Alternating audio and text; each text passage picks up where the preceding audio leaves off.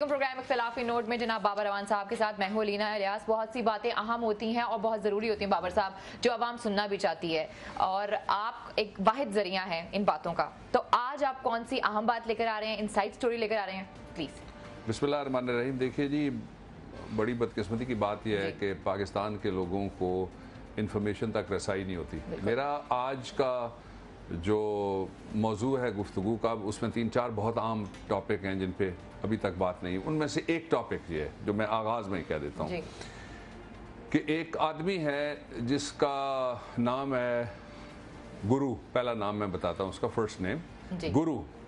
वो एक हिंदू है जी। और वो हिंदू आता है पाकिस्तान।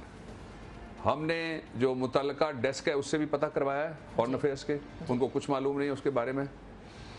वो क्या करके जाता है पाकिस्तान में, इस तरफ मैं तवज्जो दिलाना चाहता हूँ सारे इदारों की। इस तरफ मैं तवज्जो दिलाना चाहता हूँ पॉलिटिकल पार्टीज़ की जो मुहिब वतन है, और पाकिस्तान की कौम की, और हर किसी की जिसको दिलचस्पी है इस मुल्क की सालमियत में और इसकी बालादस्ती में, कॉन्स्टिट्यूशनल इसकी जो डोमेन है और सॉवरेंटी है उसमें, कि गुरु क्या करने यहाँ पे आया था। ये आप समझ लीजिए कि पहले सरिया साजन जंगला जंदाल आया जी। लेकिन ये वो है जिसका किसी जगह पे रिकॉर्ड ही नहीं। वो तो फिर भी पकड़ा गया और कैमरे पे भी पकड़ी गई, गाड़ियाँ ऊपर, हेलीकॉप्टर उड़ रहा था, इसके बावजूद भी। ये बहुत खौफनाक बात है। मैं अभी कह देता हूँ कि पार्लिमानी ज़राए से भी मैंने पता करने की कोशिश की, इस्लामाबाद में दूसरे ज़राए से पता करने की कोशिश की, फिर ऑफिशियली मेरे स्टाफ ने रब्ता किया और किसी को कुछ मालूम नहीं। लेकिन मैं स्टोरी आपके सामने ये रखूँगा आज। दूसरा ये है कि इस वक्त जो मजमूई सूरत हाल पाकिस्तान की पैदा हो चुकी है, उस मजमूई सूरत हाल को 2 लफ्ज़ों में बयान किया जा सकता है, और वो ये है कि पाकिस्तान के ऊपर इदारा जाती क्लैश, जो इंस्टीट्यूशनल क्लैश है, उसके साए मंडला रहे हैं और बड़े खुल के साए मंडला रहे हैं। मैं ये भी कहना चाहता हूँ कि दुनिया के किसी खित्ते में इस वक्त कोई वज़ीर आज़म अपने इदारों से लड़ नहीं रहा। इसकी एक हिस्ट्री है। इस हिस्ट्री का आगाज़ कहाँ से होता है, मैं पाकिस्तानियों को आज तारीख बताना चाहता हूँ और ताज़ा तरीन बातें भी बताना चाहता हूँ कि इदारों में ये जो खौफनाक तसादुम ये शुरू हुआ था एक डिक्टेटरशिप में जो ज़िया-उल हक के ज़माने में आई। और ये जो डिक्टेटरशिप थी, उसकी डिक्टेटरशिप के हमले से पहले कायदे अवाम शहीद जुल्फ़िकार अली भुट्टो, जो पाकिस्तान के लोगों के ना सिर्फ ड्राइंग रूमों से सियासत निकाल के उनको एम्पावर करने वाले हैं, पाकिस्तान के एटमी कुव्वत के बानी हैं, उन्होंने इसके बारे में पेशन गोई की के इदारों के दरमियान तसादम होने जा रहा है। जरा देखिएगा जी कि इस दिखा दीजिए आप। जी दिखाइएगा please. We have rebuilt Pakistan. We have remade Pakistan. Pakistan has reasserted itself. Pakistan has revigorated itself in spite of the dismemberment. The question is that why pick on Zulfikar Ali Bhutto? They know that I've given a place to Pakistan, I've given a position. They know that I'm the pillar of stability and the symbol of stability and strength of Pakistan. That's why they want to remove the pillar of stability and the symbol of strength of Pakistan. That's the point. Babar साहब, ये assembly से खिताब कर रहे हैं, बिल्कुल ऐसे, martial law के थोड़े दिन पहले जी। और ये कह रहे हैं कि आलमी ताकतें जी और उनके कुछ मुकामी ऑपरेटर्स इनको रिमूव करना चाहते हैं, इसलिए कि वो पाकिस्तान के नीचे से जो स्टेबिलिटी का पिलर लगा हुआ है और जो पाकिस्तान की सॉवरेंटी का पिलर है, उसको वो उड़ाना चाहते हैं। ये इन्होंने बात की। दूसरा ये हुआ कि उन्होंने कहा कि वाई पिक ऑन जुल्फ़िकार, कि जुल्फ़िकार अली भुट्टो निशाना क्यों, उसकी उन्होंने वजूहात बताई। और इसी तकरीर में आगे जाके उन्होंने फिर ललकारा था अमेरिका को भी, और उन्होंने ये कहा था कि मेरा कसूर ये है कि मैंने पाकिस्तान को आइन दिया, मेरा कसूर ये है मैंने पाकिस्तान को आज़ादियाँ और जमहूरियत दी, और मेरा कसूर ये है कि मैंने पाकिस्तान को न्यूक्लियर दिया। इसके बाद हेनरी किसिंजर जो थे उस वक्त के वजीर खारजा, वो आते हैं और हेनरी किसिंजर ने ये सारी हिस्टोरिक पर्सपेक्टिव डॉक्यूमेंटेड है, और ये कोई किसी जगह के ऊपर भी ऐसी बात नहीं है जिसकी तायद आप जाएंगे, गूगल करेंगे, नेट पे जाएंगे तो ना होती हो। मैं यंग जनरेशन को ख़ास तौर पे कह रहा हूँ। तो उसने कहा कि ये जो एटमी ताकत वाला ख्वाब है इसको छोड़ दो, वरना तुम्हें इबरत की मिसाल बना देंगे हम। Will make out an example of you, और मैं दुनिया को बताऊंगा कि आपके साथ हम क्या करते हैं। अच्छा, वो फ़ौरन हो भी गया। फिर किस तरह से हुआ? एक आदमी इंशाअल्लाह, सुभान अल्लाह, माशाअल्लाह कह के वादे करता है, फिर इंशाअल्लाह, माशाअल्लाह, सुभान अल्लाह कह के वादे तोड़ता है। कैसे? वो भी हमारी जुबानी ना सुनिए, आप सुन लीजिए, उस आदमी की जुबानी तरह सुन लीजिए, दिखा दे। वाहिद मकसद आज़ादाना मुनसिफाना इंतखाबात करवाना है, जो इस साल इंशाअल्लाह अक्टूबर में मुनक़द होंगे। इंतखाबात मुकम्मल होते ही मैं इक़्तिदार अवाम के मुंतखब नुमाइंदों को सौंप दूँगा और मैं इस लाहे अमल से हरगिज़ इनहराफ नहीं करूँगा। आइंदा 3 महीनों में मेरी सारी तवज्जो इंतखाबात पर मरकूज़ होगी और मैं चीफ मार्शल लॉ एडमिनिस्ट्रेटर की हैसियत से अपने और इख्तियारात को दूसरे मामलात में ज़ाया नहीं करना चाहता। जी बाबर साहब, फिर वो अक्टूबर तो ना आया? नहीं आया। 1 साल गुजर गया, 3 महीने गुजर गए, बिल्कुल। दूसरा साल गुजर गया, इलेक्शन ना हुए, तीसरा गुजर गया, नहीं हुए, चौथा गुजर गया, नहीं हुए। 11 साल से ज्यादा का अरसा गुजर गया। 12वें साल में अल्लाह ताला की तरफ से एक फैसला आया जिसके नतीजे में फिर उसके बाद इलेक्शंस होते हैं पाकिस्तान में इंडिपेंडेंटली। अब ये देखिए, ये जो इदारों का तसादुम है ना, इसके गमले में कोई पनीरी लगाई गई जी, और उसमें कोई लोहा था, कोई थोड़ा सा सरिया था, कोई कंक्रीट थी, कुछ सीमेंट था, कुछ करप्शन थी, कोई पैसे उनको दिए गए। एक बहुत बड़े उस वक्त सोने के स्मगलर थे, उनके ज़रिए से इमदाद हुई। जुल्फ़िकार अली भुट्टो को फांसी घाट तक ले जाया गया और उसमें से गमले में से जो पौधा निकला उसका नाम था नवाज शरीफ। नवाज शरीफ, इस गमले के साथ उनका क्या वास्ता था, उसकी अगर कोई हिस्टोरिक पिक्चर्स हैं तो प्रोड्यूसर साहब से कहिए वो भी दिखा दें हमें। या आप जरा ताबेदारी देखिएगा जी, किसी जगह नवाज शरीफ साहब, ये जो बड़ी पिक्चर है जो वर्टिकल है, एक देख लीजिएगा, वहाँ हाथ बांधे हुए, और सामने किस किस्म की ताबेदारी ये करते थे नवाज शरीफ साहब। और नवाज शरीफ साहब को फिर डिक्टेटरशिप की दुआ लगी जी। ये जो साहब थे, जब दुनिया में जाने से पहले, ये इन्होंने इस जहान को छोड़ने से पहले इन्होंने एक दुआ दी। दुआ भी बिल्कुल डॉक्यूमेंटेड है, कोई किसी की तरफ से इख्तरा नहीं है, ये वाक़या हो चुका है, इसलिए मैं आपके सामने रखना चाहता हूं। और दुआ क्या थी कि नवाज शरीफ तुम्हें मेरी उम्र लग जाए। फिर वही हुआ। ये शख्स जब आया तो पाकिस्तान के सबसे बड़े इदारे पे इसने हमला किया। ज़ियाउल हक ने असेंबलियां तोड़ी, मुंतखब हुकूमत तोड़ी, वज़ीर आज़म को जेल भेजा, वज़ीर आज़म को फांसी घाट तक भेजा। और उनके साथ फिर कौन थे? जिसको दुआ लगी थी। दुआ ऐसी लगी कि ज़ियाउल हक के ज़माने में यहाँ पे अफगानिस्तान वाले आ गए, अफगानिस्तान वाले आए, हीरोइन आ गई, हीरोइन आई, क्लशनकोफ आ गई, क्लशनकोफ आ गई, बदमनी हो गई, बदमनी हुई, सारी दुनिया के वॉरियर्स बुला लिए गए। उन वॉरियर्स को पहले मुजाहिद का नाम दिया गया और अब उनके साथ फिर लड़ाई वो ख़त्म होने का नाम ही नहीं ले रही, सारी दुनिया लड़ रही है। इसलिए मैं ये समझता हूँ कि ये पहला एपिसोड आप ध्यान में रखिएगा। इसमें से, इस एपिसोड में से जो इदारों के तसादुम का सबसे बड़ा मुजरिम है पाकिस्तानियों, वो मैंने आपके कटहरे में लाके खड़ा कर दिया, आप उसको पहचान लीजिएगा। अब चलते हैं दूसरे पे जी। दूसरा वक्त उस वक्त आता है जब 1988 में शहीद मुस्लिम दुनिया की और सारी दुनिया की एक लीडर के तौर पे वो फर्स्ट इलेक्टेड प्राइम मिनिस्टर की हैसियत से सामने आती है। अच्छा, तब एक और इससे भी अजीब वाकया हो जाता है। पाकिस्तान उस वक्त बेनज़ीर के वालिद के दिए हुए कॉन्स्टिट्यूशन और उनकी बनाई हुई कॉन्स्टिट्यूएंट असेंबली के मुताबिक पाकिस्तान बन गया था उस वक्त एक फेडरेशन जिसके 4 यूनिट्स थे, बिल्कुल, और एक उसके ऊपर वफाक के ऊपर एक वजीर आज़म थी। हर फेडरेटिंग यूनिट सूबे के अंदर एक वजीर आला मौजूद था। एक वजीर आला ऐसा था जिसने वो काम किया जो इससे पहले किसी दुनिया के कन्फेडरेशन में भी ये हरकत नहीं हुई जो इसने की फेडरेशन में हरकत ये थी, हरकत शरीफ बल्कि कह लेते हैं। हरकत शरीफ ये थी कि उस वक्त का जो वजीर आला था पंजाब का, उसने कहा कि मैं पाकिस्तान के वजीर आज़म का लाहौर में इस्तकबाल नहीं करूंगा। तो प्रोटोकॉल के अगेंस्ट है। प्रोटोकॉल भूल जाइए जी, ये आइन के खिलाफ है, बिल्कुल। ये पाकिस्तान की सालमियत पे हमला था, ये पाकिस्तान के वजीर आला के हल्फ की मुखालफत हो गई। लेकिन ये साहब डट गए जी। कौन हो सकता है वो शख्स सिवाय नवाज शरीफ के?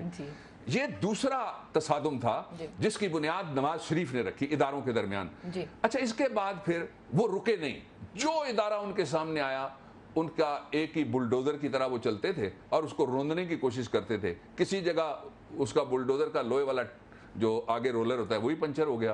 किसी जगह पता लगा कि उनके हाथ में जो उसकी तनाबें थी और जो रुकाब थी और ड्राइविंग सीट थी वही छिन गई। किसी जगह जो मर्जी होता रहे, लेकिन ये तसादुम से बाज नहीं आए।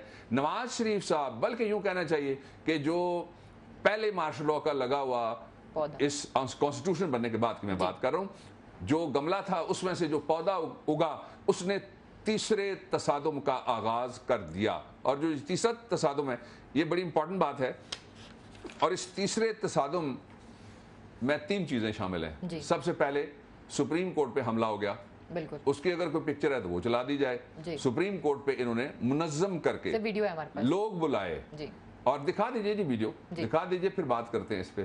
Thank you.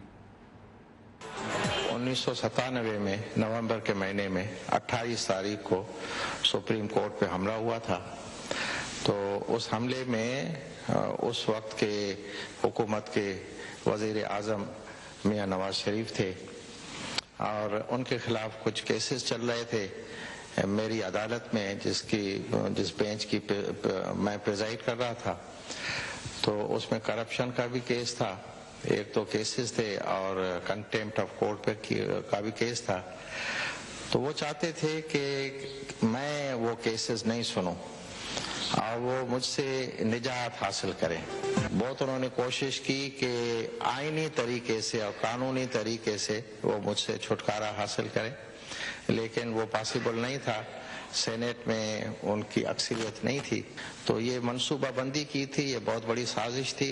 उस जमाने में वजीर आजम ये कहा करते थे बिल्कुल ओपनली, और सदर फारूक लगारी थे, उनसे भी उन्होंने कहा था कि मैं जजेस के ऊपर काम कर रहा हूँ और चीफ जस्टिस सज्जाद अली शाह को हम आइसोलेट कर देंगे। फिर बाकायदा हमला कराया गया, और वो हमले में तो सारे लोग शामिल थे, उसमें मुशाहिद हुसैन साहब उस जमाने में वजीर थे, वो भी थे, सैफुर रहमान थे, और बहुत से लोग थे। उन्होंने बाकायदा हल्ला बोल दिया था, अदालत पे तोड़ फोड़ की थी और बाकायदा हमला किया था। जी बाबर साहब, अदलिया के साथ तसादुम की बात की जाए तो शरीफ खानदान के लिए कोई नई बात नहीं है। देखिए, ये पाकिस्तान के साबिक चीफ जस्टिस इन्हें अल्लाह ताला गनी की रहमत करे, ये अब फौत हो गए। ये उनकी जिंदगी का इंटरव्यू है जो उन्होंने आपको बताया, ये हिस्ट्री है। इस तारीख को 27 जनवरी को मेरी सालगिरह थी जो हमने सुप्रीम कोर्ट में मनाई, और 28 जनवरी को ये हमला होता है। उस दिन भी मैं कोर्ट में था, जो पहला दिन था 27 वाला, 28 वाला भी मैं कोर्ट में था। बेशुमार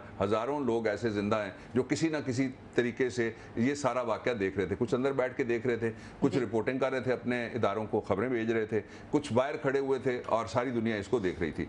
ये जो तीसरा तसादम था, ये मैं पहली इसकी मैं मिसाल दे रहा हूँ, तीसरे तसादम की मैं पहली मिसाल दे रहा हूँ, ये था।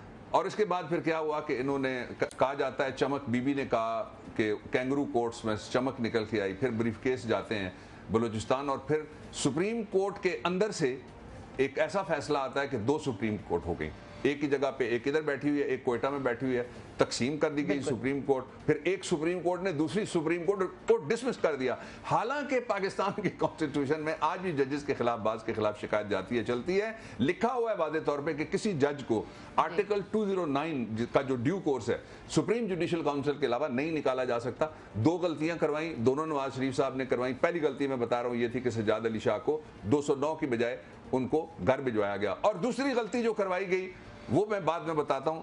अब इस तसादुम का एक अगला पार्ट है, उसकी तरफ हम चलते हैं, और वो अगला पार्ट वो है जिसको नवाज शरीफ ने कहा डोगर कोर्ट्स। फिर अदलिया के साथ इनका जो अगला तसादुम है, इसके बारे में बेहतर यह है कि नवाज शरीफ साहब की जुबान में सुना दिया जाए किस तरह फखरिया तौर पे पाकिस्तान में इदारों के तसादुम का बड़ा मुजरिम वो खड़ा होकर किस तरह से इसका मजा लेता है, किस तरह से इतराफे जुर्म करता है, किस तरह ये वीडियो भी चला देनी चाहिए। जी हसन साहब, वो वहां बैठ के हमारे खिलाफ साजिशें कर रहे हैं, और ये अवाम उन साजिशों को नहीं मान रही।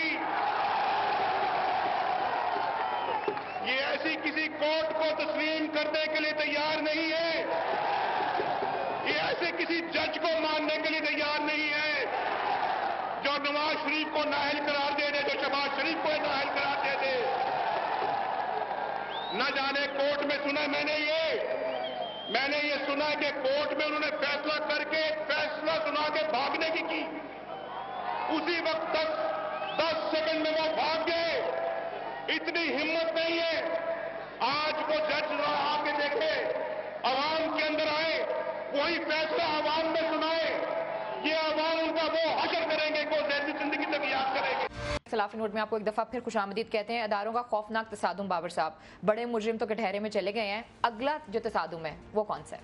अब आइए जी, बड़े मुजरिम क्या, एक ही बड़ा मुजरिम है ना जी, जो पहले तसादुम के गमले में से पैदा हुआ जी, और उनका नाम है नवाज शरीफ साहब जी। चौथा तसादुम है फौज के खिलाफ नवाज शरीफ ने एक हिकमत अमली बनाई।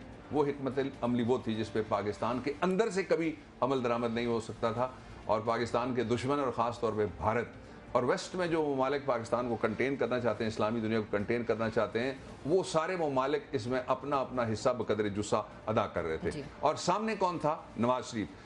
नवाज शरीफ साहब, इनके भाई, इनके अहले खाना, इनकी काबीना, इनकी पार्टी ने पाकिस्तान की फ़ौज के ख़िलाफ़ वक्तन फ़वक्तन जो दिए मुख्तलिफ किस्म के नारे और जो अल्फाज इस्तेमाल किए मैं दोहराना नहीं चाहता। हमारे पास वीडियोज़ हैं, मैंने मना करा दिया था, मैंने कहा वीडियो कोई ऐसी हम नहीं चलाएंगे और बहुत खौफनाक वीडियोज़ हैं, अभी तक नहीं चली हुई वीडियोज़ हैं, आप हैरान हो जाएंगे। लेकिन सोशल मीडिया के ऊपर, नेट के ऊपर वीडियोज़ मौजूद हैं, लोग वहाँ से देख लें। पांचवा तसादुम फिर ये हुआ कि अदलिया पे एक और हमला होता है और अदलिया कौन सी है? ये आज़ाद अदलिया है, इस पे हमला होता है। वो हमला अभी तक जारी है। हर गुल्लू उठ के जजों को ताने दे रहा है, हर गुल्लू उठ के अदलिया पे हमलावर हो रहा है। हर शख्स इनका पाकिस्तान के सबसे इस मुकद्दस इदारे में, इसलिए कि ये अल्लाह ताला की तरफ से जो फ़र्ज़ तफवीज़ किया जाता है, जो ड्यूटी लगाई जाती है, उसके मुताबिक जज फैसला करता है। और वो बड़ा खौफनाक किस्म का एक उसके साथ अटैच है एक सेंटिटी कि उसकी खौफ की कोई दीवार फलांग नहीं सकता सिवाय नवाज शरीफ साहब और उनके गुल्लू भट्टों के। और वो सेंटिटी क्या है? रसूल मोहतरम सल्लल्लाहु अलैहि वसल्लम पर हमारी हज़ार जाने कुर्बान। आपने फरमाया दो किस्म के जज होंगे, एक वो जो सीधे जहन्नुम में जाएंगे, दूसरे वो होंगे जो दो खजूरों के मुकदमे में फैसला करने के बाद कहेंगे काश हमने ये फैसला नहीं किया होता।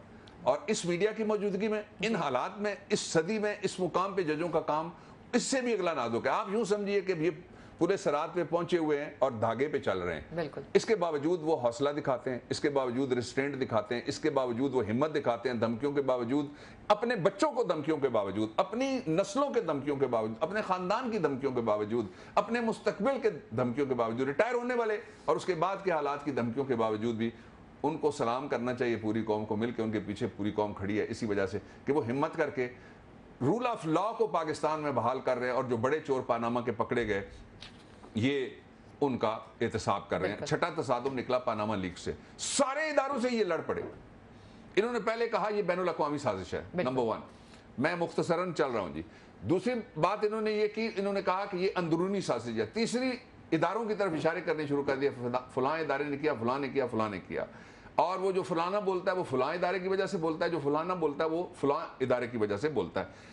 अच्छा, फिर इसमें से एक खास चीज जो उन्होंने ढूंढी वो ये था, उसको हम कह सकते हैं 7वां तसादुम, वो है डॉन लीक्स। पूरी कोशिश करके उन्होंने फौज के साथ झगड़ा करने की कोशिश की, फौज को दीवार के साथ लगाया और आर्मी चीफ के ऊपर इल्जामात, उनकी पार्टी के टिकट पे एक हमारे दोस्त हैं प्रोफेसर भी और मौलवी साजिद साहब, उन्होंने इल्ज़ाम लगाया। फिर उनको जब मतलब पूरा हो गया, सोशल मीडिया पे इल्ज़ाम फैल गया, उसके बाद कहा गया और आर्मी चीफ ने उसका इजहार भी किया पिछले दिनों अपनी एक तकरीर के दौरान। अच्छा, फिर जो अगला तसादुम है जी और आखिरी तसादुम है वो शुरू हो गया है JIT, जॉइंट इन्वेस्टिगेशन टीम के साथ इनका तसादुम शुरू है इस वक्त। पूरी कोशिश ये कर रहे हैं। कल इनका एक काले करतूतों वाला वजीर जिसके ऊपर 302 के और दहशतगर्दी के पर्चे मौजूद हैं, जो 16 लाशों में जिसकी जिम्मेदारी है बाकायदा उनको गिराने में, और पंजाब में उनकी अपनी पार्टी के एक सीनियर MNA साबिक, वो ये कहते हैं, जिनका बेटा इस वक्त डिप्टी मिनिस्टर है, वो कहते हैं कि ये किराए का उजरती कातिल है जी। ये कोट अनकोट मैंने कहा है, शेर अली साहब ने ये कहा हुआ है।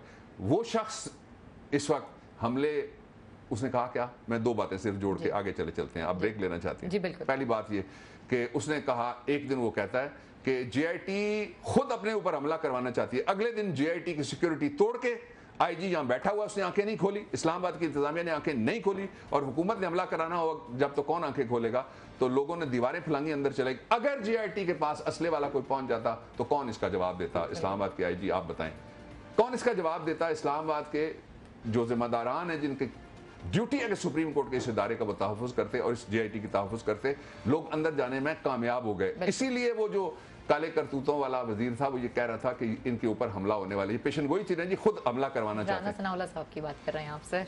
मैं जिसकी बात कर रहा हूँ आप जानते हैं सारे। जी सारे जानते हैं, छुपाता थोड़ा ही। बिल्कुल ऐसे। इख्तिलाफी नोट में वक्त हो एक छोटी सी ब्रेक का, जब ब्रेक से वापस आएंगे तो बाबर साहब से जानेंगे वो गुरु कौन है, यहाँ क्या कर रहा है और पाकिस्तान में क्यों मौजूद है। फिलहाल वक्त हो एक छोटी सी ब्रेक का, स्टे विद अस।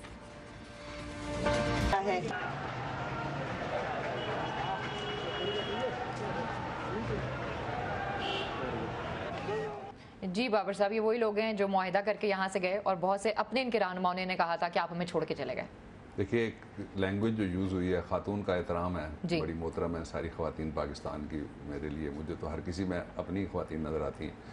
बात यह है, ये तरह लैंग्वेज देखें आप पाकिस्तानियों, आपने सुना ये मुल्क इससे हमें निकाला जा रहा है, ये कौन सा, ये जाती उमरा इंडिया वाला जी? को खुदा का खौफ किया करें। आपकी मोहब्बत का ये आलम है इसके वसाइल से कि हरिया सरिया जला हुआ जंगला सीमेंट लक्कड़ पत्थर सब अदम कर गया आपका ख़ानदान। आप कहती हैं ये मुल्क, आप कहिएगा ना ये मेरी सरजमीन है, माँ है, आप लिपट जाएं दरो दीवार से, कहें लोगों आओ मुझे बचाओ, मैं नहीं जाना चाहती। और उसके बाद फिर ये हाथ हिलाते हुए गए, इन्होंने कहा कि हमें सरकार ने बुलाया इसलिए हम जा रहे हैं, कोई खुदा का खौफ भी नहीं करते। अच्छा, अब ये मुल्क के साथ ये मैं वीडियो इसलिए मैंने लिंक की है कि आप देख लीजिए कि इनके अहले खाना की किस कदर वाबस्तगी है इस सरजमीन के साथ। ये मुल्क, जिस तरह मुझे यूं लगा कि लीबिया से कोई खातून या उसके घर वाले गए हैं और इटली में से उनको निकाला जा रहा है और वो कह रही है ये मुल्क हमें निकाल रहा है, ये इनका अपना मुल्क नहीं है। अब अगर अपना मुल्क होता तो कुछ ये ना होता। मोदी यार से हुई है पाकिस्तानियों एक और उसके पड़ोसी मुल्क के वजीर, इसका भी मतलब है वीडियो दिखाने लगा हूं, पड़ोसी मुल्क के वजीर आजम से जिसका नाम है नवाज शरीफ। पड़ोसी मुल्क है मैं और आप। और ये जो किस तरह से आपस में जब मुलाकात करते हैं, किस तरह से बातें करते हैं, आप तस्वीरें कोई है हमारे पास दिखा दीजिए। जी हसन साहब सर, ये देख लीजिए जी जरा मुलाकातें, किस तरह मुलाकातें होती हैं। लटक के एक दूसरे के ऊपर चढ़ के ये गुफ्तगू करते हैं और ये हर गुफ्तगू कान में करते हैं ताकि कोई टेप करने वाला मोबाइल या कोई सुनने वाला इंसान नजदीक ना हो। ये इस तरह के दो वज़ीर आज़म की कोई दूसरी फोटो नहीं। आप देखती हैं कि 21-21 वज़ीर आज़म और सरबराहान मुमलकत और सरबराहान हुकूमत इकट्ठे होते हैं यूरोप में, और उन्होंने 100 से ज़्यादा सरबराह गए जब आपको याद है फ्रांस के ऊपर हमला हुआ था उनकी किसी मार्केट में, तो वो भी ऐसे ये जेस्चर किसी जगह मैंने नहीं देखा। कौम देख ले। मैं बात आगे बढ़ाता हूं। जब से नवाज शरीफ इस मुल्क का हुक्मरान बना, भारत ने कंट्रोल लाइन पे 1427 किए। 1427, ये मेरे ख्याल में 70 सालों के हमले का रिकॉर्ड एक तरफ है और इस एक हुक्मरान का जो मोदी का यार है उसका रिकॉर्ड एक तरफ है। और इसमें 111 निहत्ते शहरी, जिसमें औरतें भी जख्मी हैं, जिसमें बूढ़े भी जख्मी हैं, जिसमें बच्चे भी जख्मी हैं, जिसमें जानवर भी जख्मी हैं, जिसमें दरख्त भी जख्मी हैं, जिसमें घर भी जख्मी हैं, और 457 इंसान अशरफुल मखलूकात पाकिस्तानी कायदे आज़म के बेटे, ये सारे के सारे इसमें जख्मी होते हैं। और मोदी के खिलाफ पाकिस्तान का वज़ीर आज़म कभी नहीं बोलता। पड़ोसी मुल्क के बारे में मोदी क्या कहता है, जरा एक वीडियो है वो दिखा दीजिए। पड़ोसी मुल्क 26/11 की घटना के समय आप इंचार्ज होते तो क्या कर सकते थे? पहली बात है, जो मैंने गुजरात में किया वो करके दिखाता, मुझे देर नहीं लगती।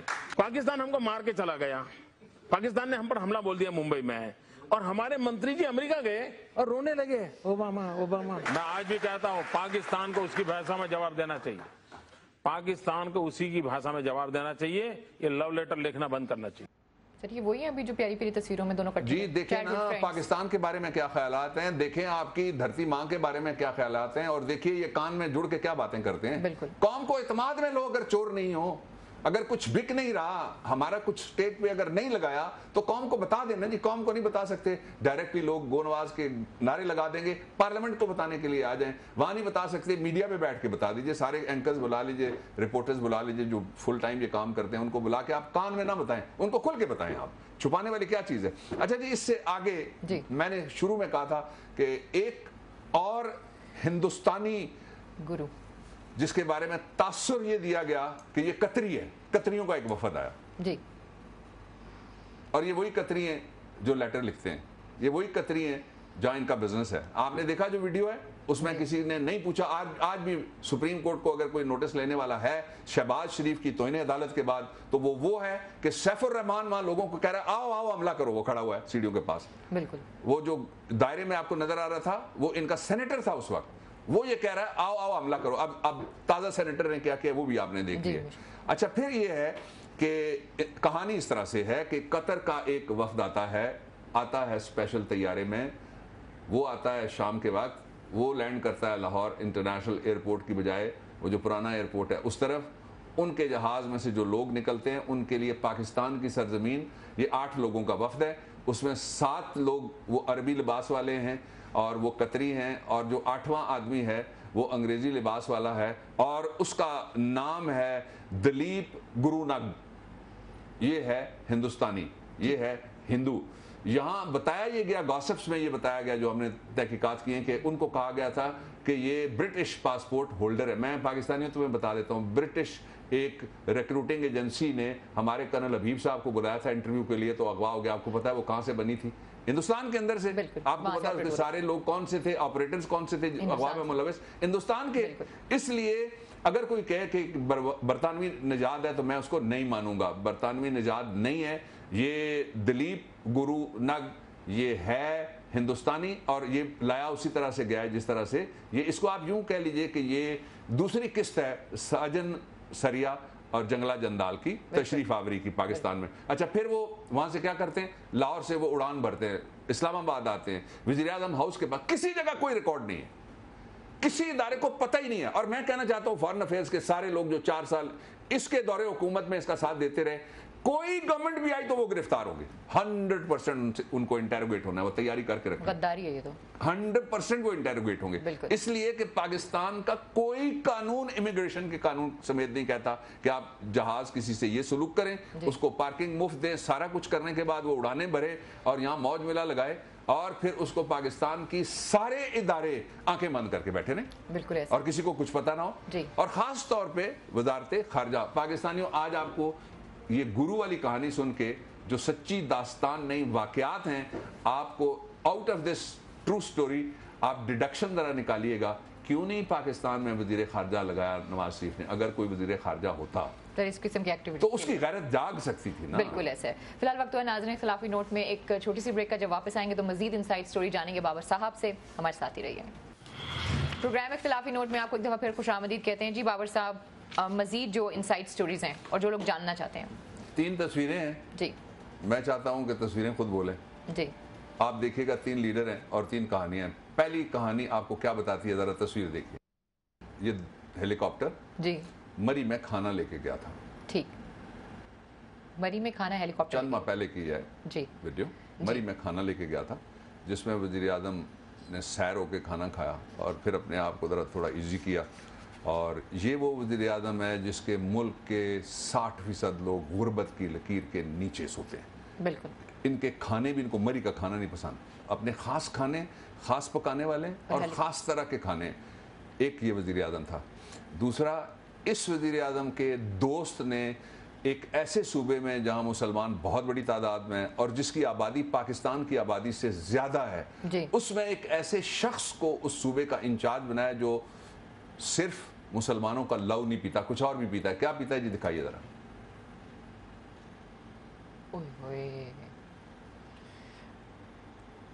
हटा दीजिए, बिला तबसरा जाने दें, हटा दें। इनसे जारी है जी, इनसे जारी है। बिल्कुल। अब तीसरा एक देखिएगा, ऐसा शख्स जो हर वक्त सारे सैटेलाइट उसके ऊपर लगे हुए हैं, बमबारियां सारी उनका रुख उस तरफ है, जो अमेरिका के बैरी बेड़े हैं उनके मिसाइलों की निशाने भी इसी के ऊपर लगे हुए हैं। वो शख्स किस तरह से अपने लोगों के साथ, उसका क्या रिश्ता है, वो दिखाइए। Let the video speak.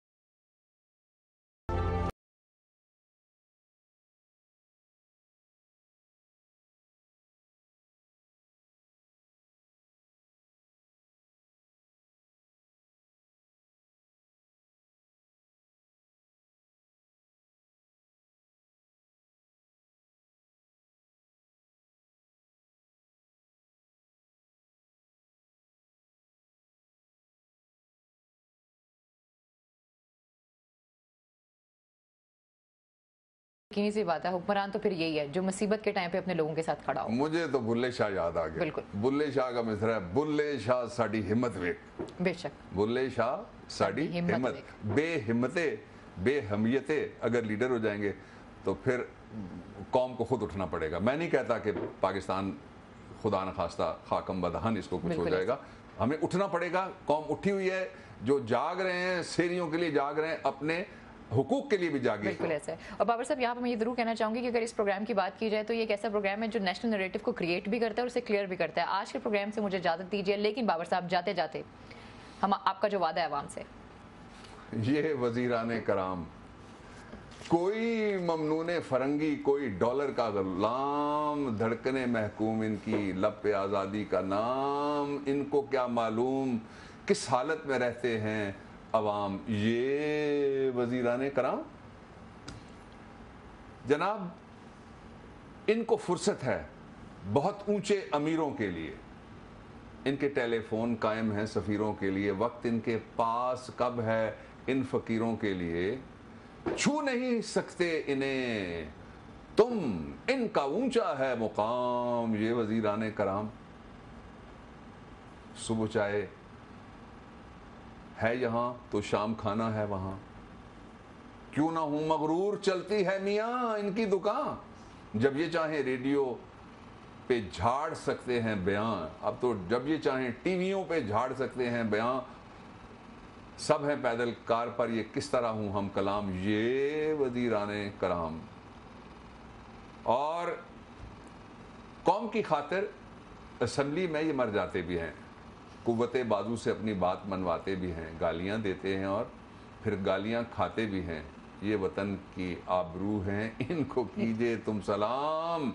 ये वजीराने कराम, कोई ममनून फरंगी, कोई डॉलर का गुलाम, इनको क्या मालूम किस हालत में रहते हैं अवाम। अवाम दुश्मन पॉलिसियां बनाने वाला वजीर नहीं हो सकता, डॉलर का असीर हो सकता है।